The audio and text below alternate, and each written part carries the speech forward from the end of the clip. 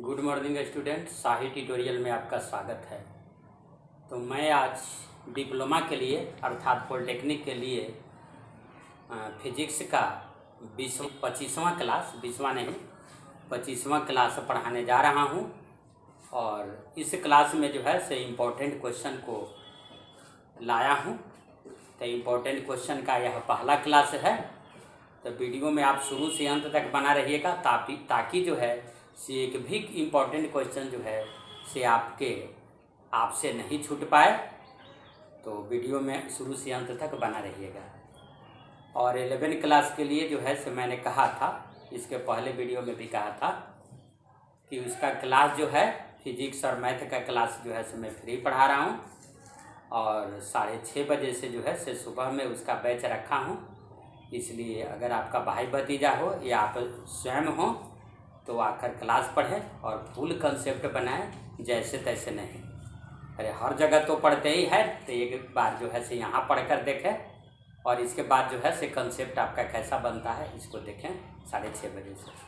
तो देखिए important class जो है फिजिक्स का इम्पोर्टेंट क्लास जो है से बता रहे हैं और यह इम्पोर्टेंट क्वेश्चन ला कर आए हैं। तो देखिए इसमें कि क्या है कैसे है। तो देखिए एक क्वेश्चन हम ला रहे हैं। पहला क्वेश्चन आपको क्या ला रहे हैं से ध्यान दीजिएगा कि पृथ्वी की सतह से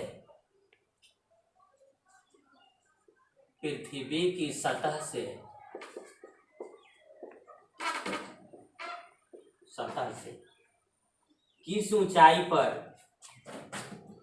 पृथ्वी की सतह से किस ऊंचाई पर जी यानी गुरुत्वीय त्वरण 36% घट जाएगा। 36% घट जाएगा। ऐसा क्वेश्चन आपका है। तो देखिए हम क्या जानते हैं कि जी बराबर Gm/r²। जी बराबर क्या होता है Gm/r²। इसलिए कह सकते हैं कि G प्रोपोर्शनल 1/r², ऐसे कहा जा सकता है।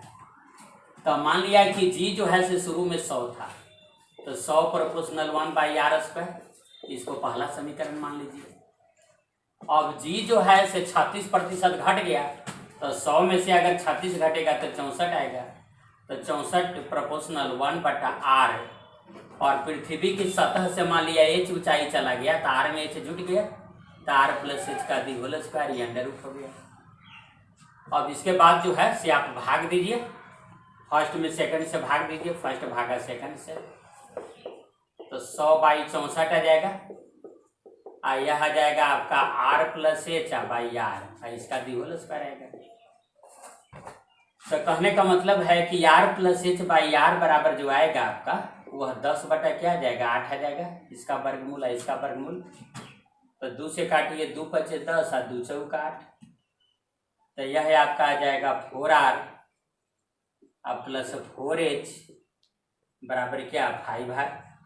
यानी कहने का मतलब 4r उधर घट जाएगा, तो r बराबर 4h। तो r बराबर आपका 4h आ गया, तो h बराबर क्या आ जाएगा r/4। तो पृथ्वी के त्रिज्या क्या होता है 6400 किलोमीटर। तो 6400/4, तो 16 × 64 1600 किलोमीटर जो है से आपका आंसर होगा। माने पृथ्वी की सतह से इतना ऊंचाई पर अगर जाएंगे तो गुरुत्वीय त्वरण का मान 36% क्या हो जाएगा घट जाएगा। चलिए दूसरा क्वेश्चन जो है से लाते हैं कि विद्युत ऊर्जा को यांत्रिक ऊर्जा या गतिज ऊर्जा में कौन बदलता है। तो देखिए विद्युत ऊर्जा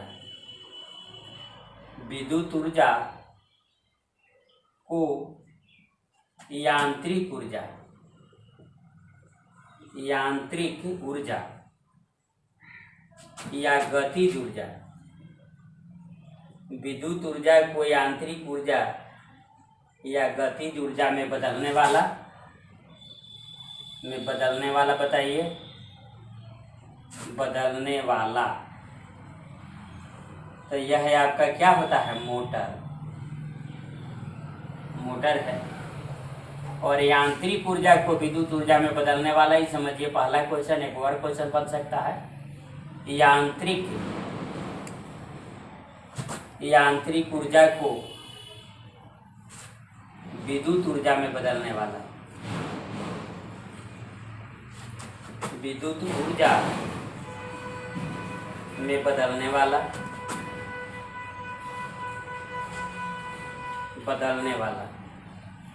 तो यह आपका क्या है? यह जनरेटर है, जनित्र है, डायनेमो है, जनित्र है।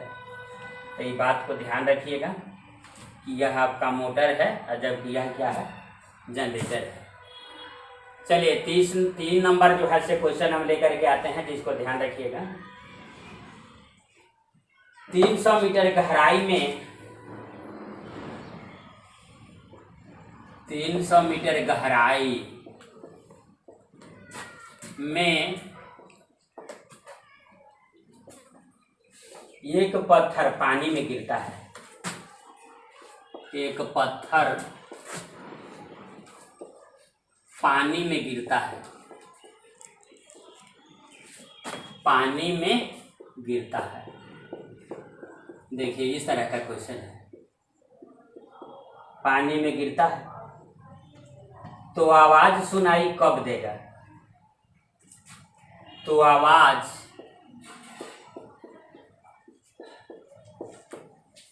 सुनाई कब देगा?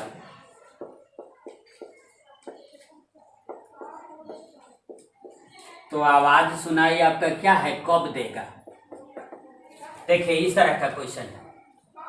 मान लीजिए कि यही एक कुआं है, कूप है, कूप का मतलब कुआं,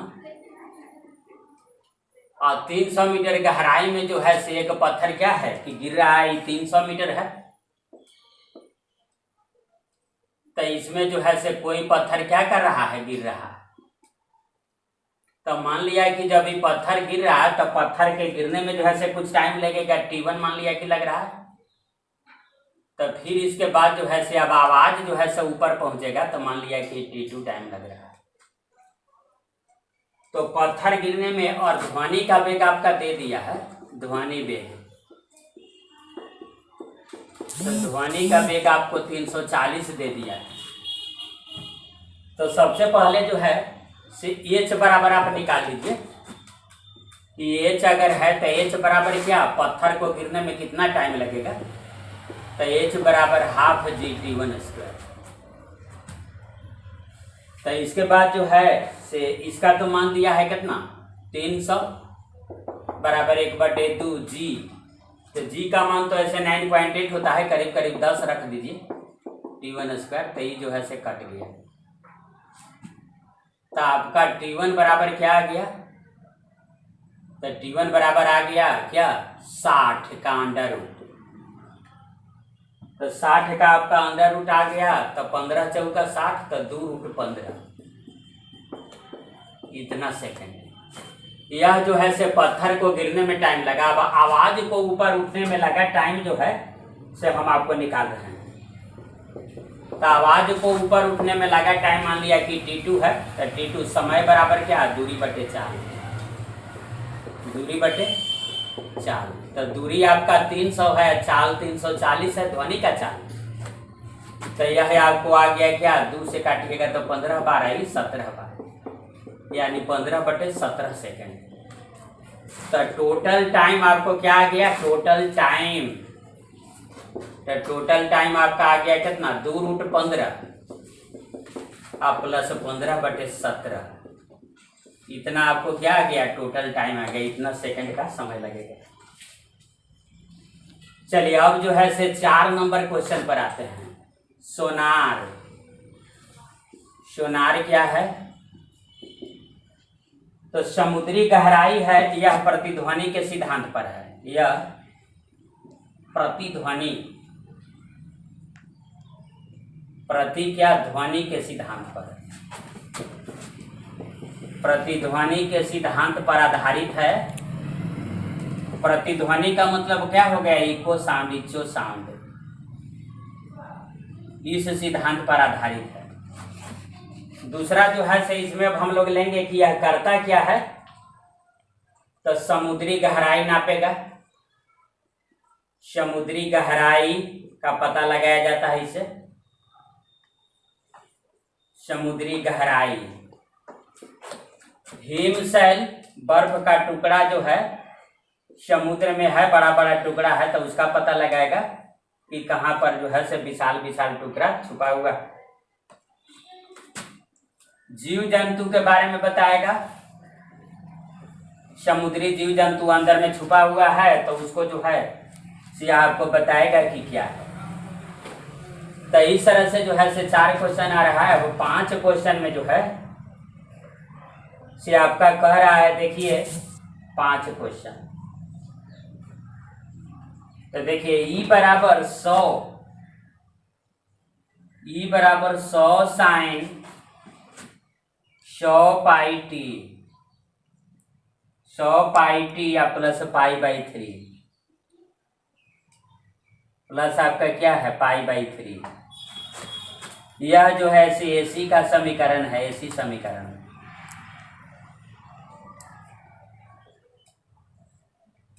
तो इसमें आपको क्या कह रहा है कि वोल्टेज का पीक वैल्यू निकालिए और उसका आरएमएस वैल्यू निकालिए। तो देखिए पीक वैल्यू, तो यह जो है से पीक वैल्यू होता है। पीक वैल्यू का मतलब शिखर मान। शिखर मान, तो शिखर मान को लिख दिया जाए E0 है, E0 बराबर, तो यहाँ वाला रहेगा तो आपका 100 वोल्ट आ गया। शिखर मान यही आ गया। हाँ, इसके बाद आभासी मान जो आएगा, आभासी मान,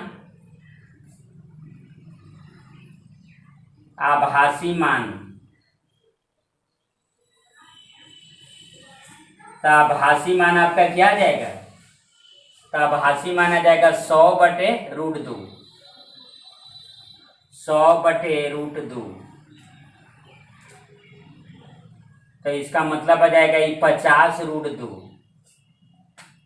तो इस तरह से शिखर मान और आभासी मान आपको क्या हो गया, आ गया। तो हमने 5 क्वेश्चन को बताया। अब जो है से 6ठा क्वेश्चन हम लाएंगे। धारा के कारण चुंबकीय क्षेत्र।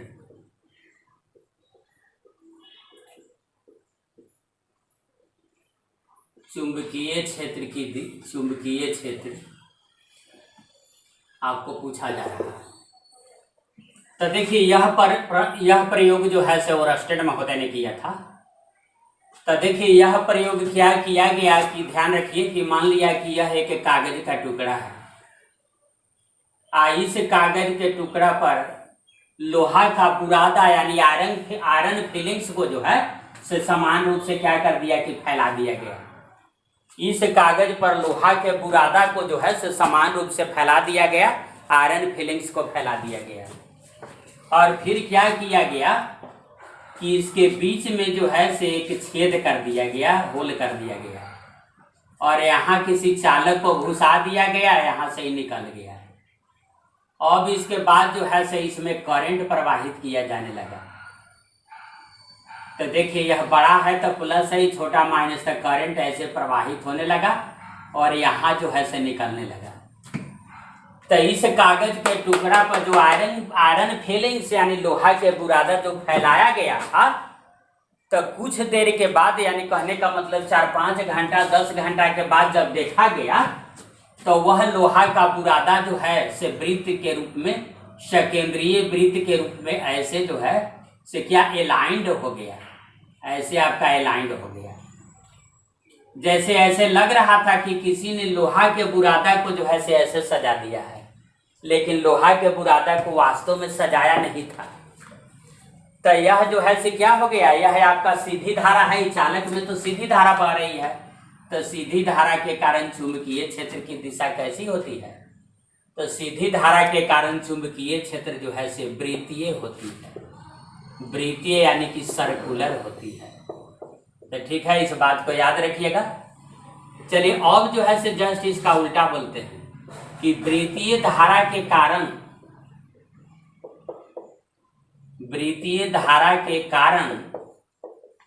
चुंबकीय क्षेत्र, वृत्तीय धारा के कारण चुंबकीय क्षेत्र कैसा होता है उसको। तो देखिए क्या किया गया कि इसके लिए प्रयोग क्या किया गया कि एक जो है से कागज का टुकड़ा लिया गया, ये कागज लिया गया, इस कागज के टुकड़ा पर जो है से देखिए एक सर्कुलर तार है, तार जो है से देखिए इस तरह का है, ऐसे है। आप एक और कागज का टुकड़ा लेकर के उस पर इसको ऐसे साट दिया गया, तो ये अंदर में घुस गया, तो यह सर्कुलर जो कॉइल था यह अंदर घुस गया। अब इसमें जो है अब उस कागज पर जो साटा गया इस पर, उस कागज पर लोहा के बुरादा को, आयरन फिलिंग्स को जो है से फैला दिया गया, पसार दिया गया। अब इसमें करंट प्रवाहित किया गया, इधर से करंट जा रहा है या इधर आपका निकल रहा है।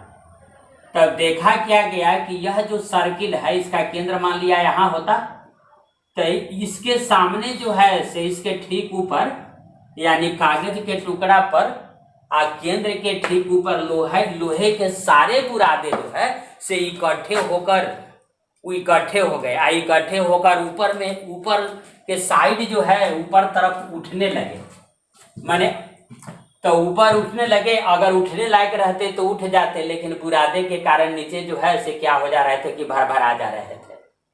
तो इस तरह से इससे स्पष्ट हो रहा है कि अगर सर्कुलर करंट है तो चुंबकीय क्षेत्र की दिशा जो है से कैसी होती है, तो चुंबकीय क्षेत्र की दिशा ऐसे सीधे होती है और इस तल पर लंब होती है। तब आइए कि वृत्तीय धारा के कारण चुंबकीय क्षेत्र की दिशा कैसी होती है, तो सरल रेखीय बोलिएगा, सरल रेखीय, इस तरह से। चलिए 8 नंबर क्वेश्चन पर आते हैं हम। देखिए लंबी दूरी तक एसी ले जाया जाता है, एसी ले जाया जाता है क्योंकि ऊर्जा की खपत कम होती है, क्योंकि ऊर्जा खपत कम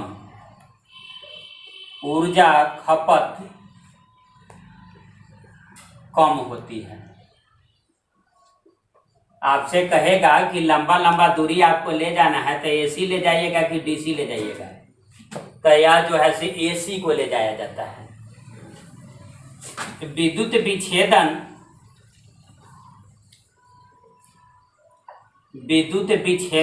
या विद्युत अपघटन कहिए, विद्युत अपघटन में डीसी प्रयुक्त होता है, डीसी प्रयुक्त होता है, एसी नहीं।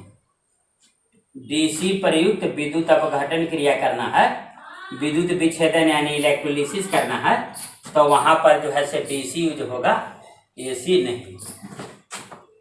चलिए 10 नंबर देखिए। 10 नंबर में हम बता रहे हैं कि एसी जो है अधिक खतरनाक होता है, खतरनाक। अब फिर इसके बाद डीसी आ गया आपको, तो एसी जो है से AC is more dangerous. AC क्या होता है, एसी इज मोर डेंजरस, मोर आपका है डेंजरस देन डीसी, देन क्या डीसी, याद रखिएगा। इसमें जो है से आपको याद रखना है कि एक चीज और याद रखते हैं कि एसी जो है, एसी हमेशा शिखर मान, एसी हमेशा क्या शिखर मान नहीं, आभासी मान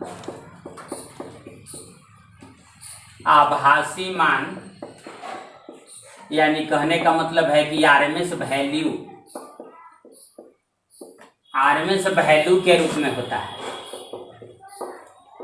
आरएमएस वैल्यू के रूप में होता है। डीसी हमेशा शिखर मान के रूप में होता है, शिखर मान के रूप में होता है, ऐसा है। तो देखिए यह जो है E0 यह है आपका शिखर वोल्टेज है, शिखर वोल्टेज। तो शिखर वोल्टेज बराबर होता है ई भी या ई आर एम एस कहिए, ई आर एम एस गुने √2। यह है आपका क्या है, आभासी वोल्टेज है, आभासी वोल्टेज।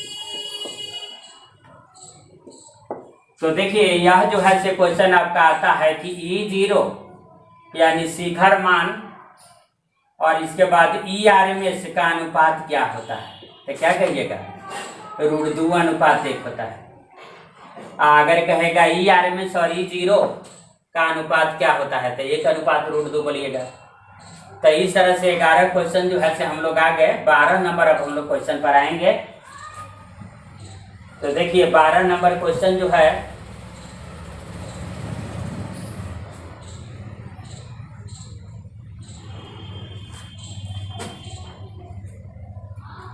देखिए द्रव्यमान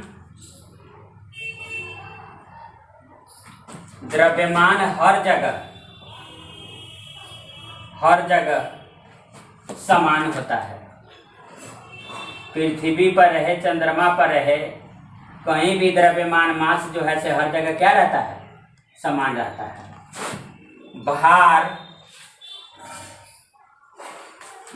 हर जगह बदलता रहता है, हर जगह बदलता है, हर जगह बदलता रहता है। क्योंकि भार जो है से एक प्रकार का बल है। तो बल बराबर होता है आपका F बराबर mg। तो भार बराबर अगर mg होता है तो g का मान जो है से बदलता रहता है, इसलिए यह भी जो है से क्या हो जाएगा, बदल जाएगा। तो 12 क्वेश्चन हो गया। तो इसके बाद जो है से इसको आप नोट कर लीजिए, इसको मिटाते हैं। और जो है से 13 नंबर से हम लोग क्या करेंगे, 13 इलेक्ट्रोमैग्नेटिज्म है। इलेक्ट्रोमैग्नेटिज्म का मतलब हो गया विद्युत चुंबकत्व, विद्युत चुंबकत्व। तो देखिए विद्युत चुंबकत्व किसको कहते हैं, सबसे पहले समझिए। जब किसी चालक में विद्युत धारा प्रवाहित होती है तो चालक के चारों तरफ चुंबकीय क्षेत्र पैदा हो जाता है। इस घटना को विद्युत चुंबकत्व कहा जाता है और इसकी खोज जो है से ओरस्टेड महोदय ने किया था। When current flows through a conductor, a magnetic field is set up around it. This phenomenon is called electromagnetism and it was discovered by Oersted. तो देखिए कि जब चालक में विद्युत धारा प्रवाहित होती है, विद्युत धारा प्रवाहित होती है तो चालक के चारों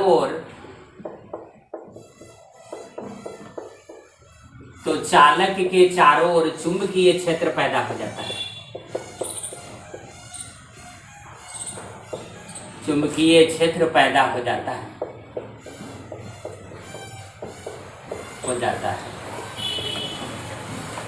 इस घटना को विद्युत चुंबकत्व कहा जाता है। इस घटना को विद्युत चुंबकत्व कहा जाता है। फिर देखिए दूसरा पॉइंट क्या हम दे रहे हैं कि इसकी खोज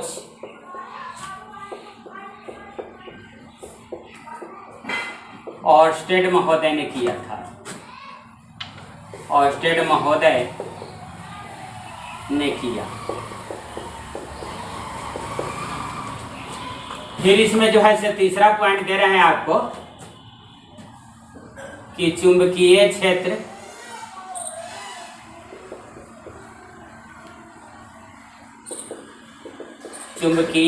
की दिशा निर्धारित की जाती है या विद्युत चुंबकत्व की दिशा निर्धारित होती है। तो देखिए कौन कौन नियम करता है इसको, तो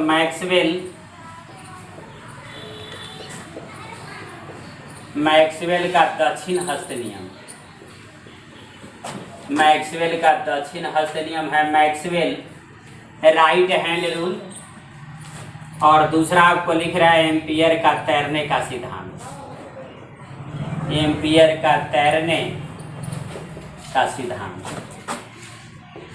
तो ध्यान रखिएगा। चलिए अब जो है से 13 है, तो 14 नंबर क्वेश्चन हम आपको लाते हैं।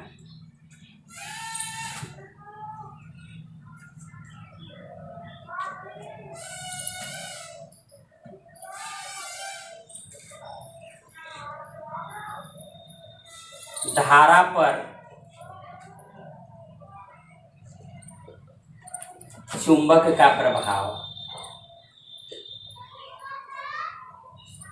चुंबक का प्रभाव यानी effect of magnet on current, effect of magnet on current, on current ऐसे है। तो देखिए जब किसी धारावाही चालक को चुंबकीय क्षेत्र में लाया जाता है, जब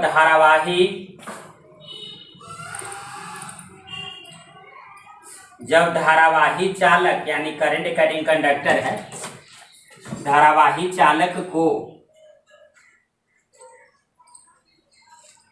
चुंबकीय क्षेत्र में लाया जाता है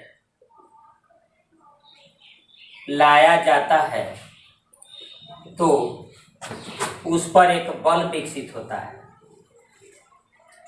तो उस पर एक बल विकसित यानी डेवलप होता है,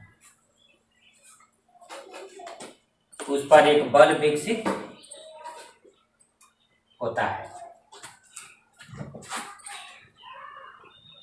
बल विकसित होता है जो चालक को घुमाता है, जो चालक को क्या करता है, घुमाता है, घुमाता है। और उसका मान जो है से ध्यान रखिएगा, एक बराबर BIL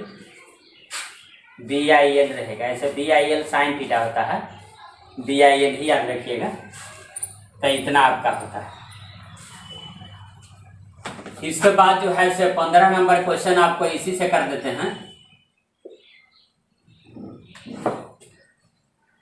कि धारा पर चुंबक के प्रभाव जो है तो इसकी दिशा किस नियम से निकाली जाती है। धारा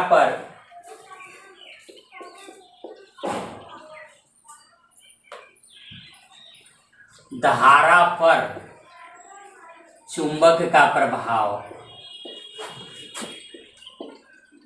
चुंबक का प्रभाव में बल की दिशा किस नियम से निकाली जाती है। बल की दिशा निर्धारण का नियम, निर्धारण करने का क्या है, नियम आपका है। तो देखिए यह नियम आपका है फ्लेमिंग RH रूल, फ्लेमिंग का दाहिना हाथ का नियम। तो फ्लेमिंग के दाहिने हाथ के नियम लिखिए। तो दाहिने हाथ की तर्जनी अंगूठा, देखिए यह है दाहिना हाथ आपका है, और यह दाहिना हाथ तो सबसे छोटा अंगुली है, तो इसको कहा जाता है लिटिल फिंगर। उसके बाद यह जो है इसको कहा जाता है तर्जनी, या इसको कहा जाता है रिंग फिंगर, चूंकि अंगूठी इसी में पहना जाता है। यह जो है से बीच में है, 2 एने 2 इधर है, तो ये बीच में है ये वाला, तो इसको कहा जाता है आपको सेंट्रल फिंगर। यह जो है रिंग फिंगर है, तर्जनी इसको कहा जाता है, रिंग फिंगर है। तर्जनी जो है से ये आपका है, इसको कहा जाता है अंग्रेजी में 4 फिंगर, यानी यह सबसे आगे जो है से कहीं भी रहेगा। जैसे मान लिया कि किसी को जो है से इंडिकेट करना है तो इसी उंगली से आदमी इंडिकेट करता है कि ऐसे ऐसे, ऐसा कोई नहीं कहता है कि ऐसे ऐसे कर देगा, चाहे ऐसे ऐसे करेगा। तो यह जो है से उंगली सबसे आगे खड़ा होता है, इसीलिए इसका नाम है फोर फिंगर। तो दाहिने हाथ की 3 उंगली का इस नियम में काम है आपको। देखिए यह थंब है, या आपका तर्जनी है, फोर फिंगर है, या सेंट्रल फिंगर है। तो तीनों को अगर ऐसे लंबवत रखा जाए तो कौन किसको सूचित करता है, यह आपको जो है से जानना है इस नियम में। तो देखिए सबसे पहले जो है से आपको हम फोर फिंगर लिख दे रहे हैं, फोर फिंगर। फिर इसके बाद आपको क्या लिख रहे हैं, सेंट्रल फिंगर, सेंट्रल फिंगर। फिर इसके बाद आपको लिख रहे हैं हम थंब। तो देखिए कौन किसको सूचित करता है, यह एग्जाम में कंपटीशन में काफी पूछा जाता है। तो देखिए फोर फिंगर तो एफ से शुरू है, तो ये फील्ड को सूचित करेगा। फील्ड का मतलब क्या, क्षेत्र, क्षेत्र का मतलब चुंबकीय क्षेत्र। सेंट्रल फिंगर कौन सी से शुरू है, सी से, तो यह जो है से करंट को सूचित करेगा। और इसके बाद थंब, तो थंब मोशन, गति या कहिए फोर्स, इसको सूचित करता है। ध्यान रखिए यह जो है से एफ आया है, फोर फिंगर, तो देखिए यहाँ एफ से शुरू है, फील्ड को सूचित करता है। सेंट्रल फिंगर आपको क्या है, सी से शुरू है, तो यह सी से है, देखिए करंट को सूचित करता है। और थंब जो है से मोशन या फोर्स को आपको सूचित करेगा। तो बस आज का वीडियो जो है से इतना ही पर इसको अंत करता हूँ।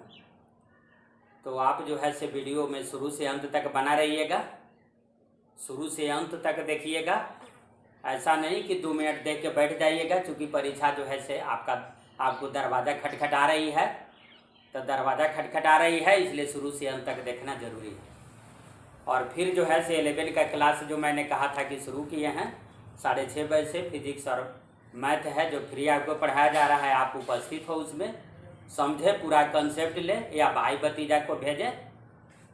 और इसके बाद जो है से आप जो है से आए, और हर कोचिंग की तरह ऐसा नहीं समझिए हर जगह आप पढ़े हैं, काफ़ी जो है से डिसिप्लिन में लड़का नहीं रहता है, पूरा कंसेप्ट नहीं बन पाता है। तो यहाँ पर कंसेप्ट बनाइए। तो इसी के साथ जो है से मैं अपनी वाणी को विश्राम देता हूँ। धन्यवाद।